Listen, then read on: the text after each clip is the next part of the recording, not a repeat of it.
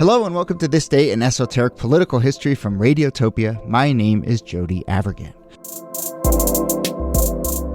This day, February 2nd, 1929. I don't know, the country is in mourning a little bit because a famous political figure has just passed away.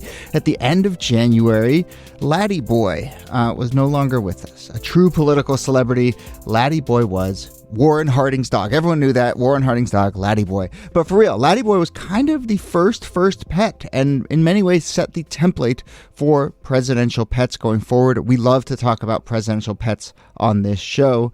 So let's get into it. You've got your Soxes and your Millies and your Checkers. But for today, it is all about Laddie Boy. And I want to give a shout out to Aaron for suggesting that we talk about Laddie Boy. Here to do that, as always, Nicole Hemmer of Vanderbilt and Kellie Carter-Jackson of Wellesley. Hello there. Hello, Jody. Hey there. Laddie Boy was a very good boy.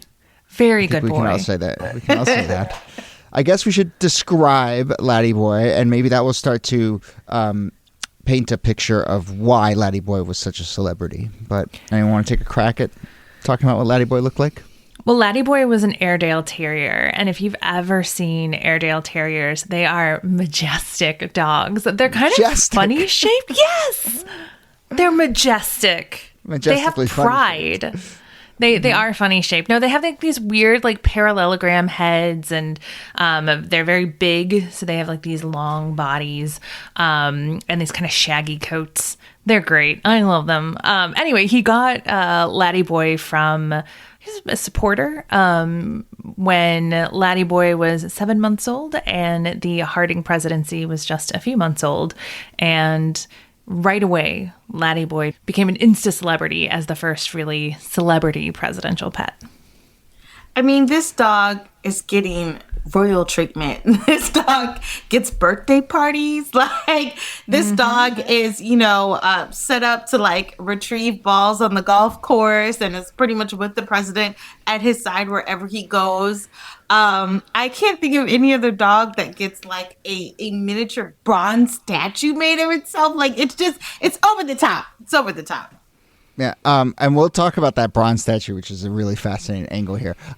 One thing I was just putting two and two together as we were discussing what the Airedale Terrier and what Laddie Boy looks like. I was going to make a joke that kind of like all dogs before 1930 basically looked like this. Like, if you just think like old-timey dog, it looks like this. But the reason for me, at least, that's lodged, I'm just realizing, and I looked it up in real time, but I've been watching Annie with my daughter. Mm-hmm. Annie is set in the like 20s and 30s, right? And the original dog from Annie was an Airedale Terrier in the Broadway production. And then it was an Otter Hound in the 82 movie adaptation, which is the one I've been watching, although I really like the more recent adaptation as well. And I even like the live version. We've been watching all the Annies. But anyway, old-timey dog. If you've seen Annie, that you're sort of in the rough, you're in the right sort of in the rough area. Very nice.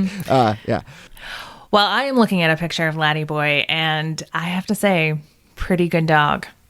Yes. Yes, for sure. Yeah. So, what is your sense of why, other than attractiveness, Laddie Boy really was a sensation in this way when Harding was president, which you should say, we're hooking this to when Laddie Boy died in 1929. Laddie Boy outlived Harding. But why was Laddie Boy such a sensation? I think at least part of it is, like, previous presidents had dogs. I mean, George Washington had dogs. Ulysses S. Grant had dogs. Like, previous presidents had dogs, but Laddie Boy was the one who was like treated not only as part of the family, but treated in the way we treat dogs now, like they're kids, like they're pampered. And like Laddie Boy had his own seat in the cabinet meetings that he could sit at and was present in like every picture that was taken with Warren Harding. And it's worth noting that, first of all, common photography of presidents was still in a relatively early era, and Harding himself was a newspaper man. And so he understood what good press relations look like and seemed to have a good understanding that if a dog is in the photo, it is going to be a photo that people spend a lot more time looking at. So if you look at pictures of Harding, chances are there is a picture of Laddie Boy somewhere in there. Yeah, no, I mean, I think it's the PR of pets. People love pets. People love their companions. And I think that when you know a person has a cat or a dog, you think of them in a particular kind of way. Like we have all of these, stereotypes about pet owners, but there's something very human, I think, about having that sort of relationship that people are endeared to. And so Laddie just really becomes this iconic dog that people can attach to the president and therefore make the president a little bit more of a real person. Yeah. And this president was attached to this dog. I mean, Harding seemed obsessed with this dog, including making 1,000 miniature bronze statues of the dog, which he would basically hand out as like party favors to visitors to the White House. The little bronze, that's actually awesome. It's amazing. I better want than one of those. What is it? The M&Ms, the White House branded M&Ms. I'd rather have So a little much better. miniature statue of the dog. Let me read you a quote that appeared in the newspaper. This says, quote, "So many people express a wish to see me, and I shake hands with so many callers at the executive mansion that I fear that there are some people who will suspect me of political inclinations. But from what I see of politics, I am sure I have no such aspirations." That is Warren Harding writing an op-ed in the voice of Laddie Boy and publishing it in a newspaper, which apparently he would do from time to time, would communicate with the press through his dog's voice. So I love it. That's what Barbara Bush did with Millie, right? She ends up writing this book about White House pets, I think, or life in the White House from the perspective of her pet. And Harding had her beat by like 60 years. It's kind of amazing. I love Laddie Boy so much.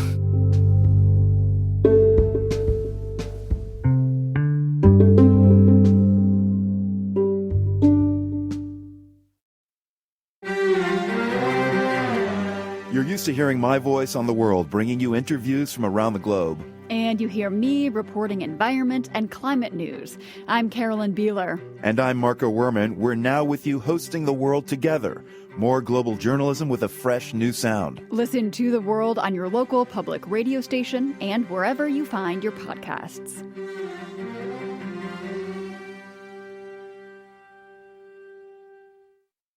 these pets probably have seen some stuff. They could probably dish some dirt if they actually ever were able to communicate. And they were really close. Apparently, the dog just howled for 3 days when Harding died in August of 1923. And so, as we said, Harding dies in office. The country is mourning. The dog is mourning. And one of the ways in which people mourn for the dog, and Kellie, this is the story you referred to, but because I guess he used to be a paper boy, newsboys around the country were enamored with Harding. And as a tribute to him, they collected 19,134 pennies, melted them, and sculpted them into a statue of Laddie Boy. And the statue was then presented to the Smithsonian Institution, and I think we've gotten some emails about this, but I believe it's still kicking around, and you can go see it in the Smithsonian. And I think I should have looked this up, but it's something like, the only presidential pet to have a statue anywhere in Washington, D.C. Certainly in the Smithsonian. That's just wild to me. That's wild. You can actually go to South Dakota if you make your way to Rapid City, and there is a bronze statue of Laddie Boy there that's part of its City of Presidents installation, and you can see the statue there. But I mean, that's a lot of hard work. It's a lot of pennies, it's a lot of money, it's a lot of hard work and hustle to get this statue together. No newspapers were delivered that day. Yeah, I know.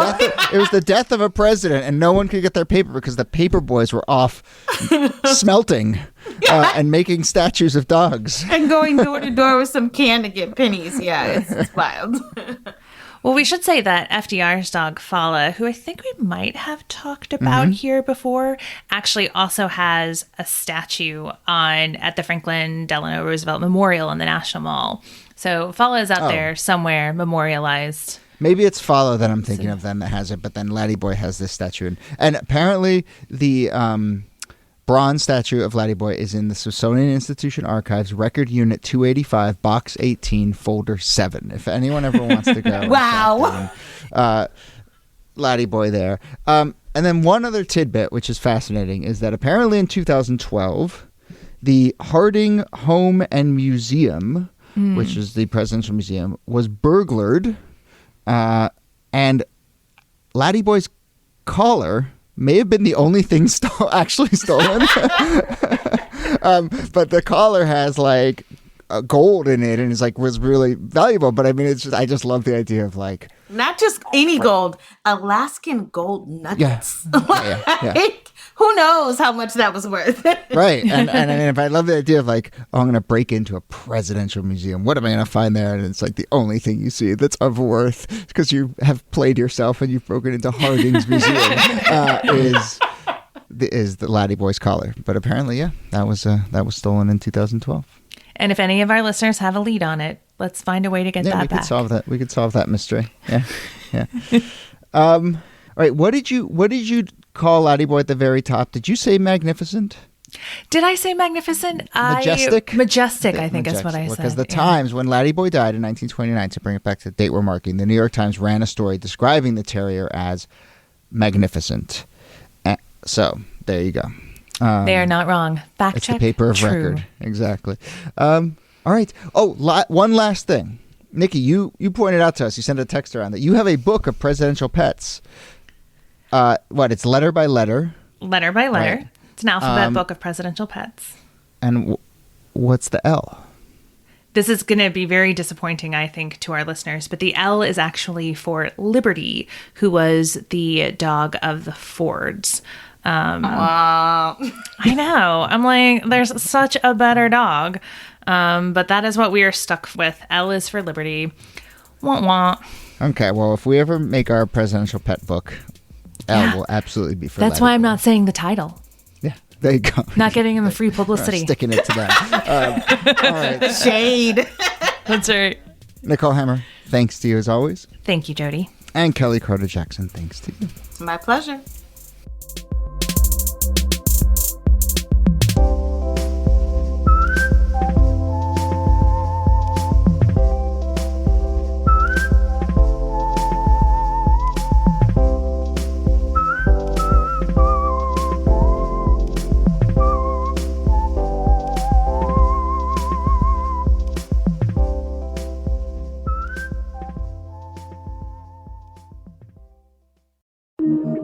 Radiotopia.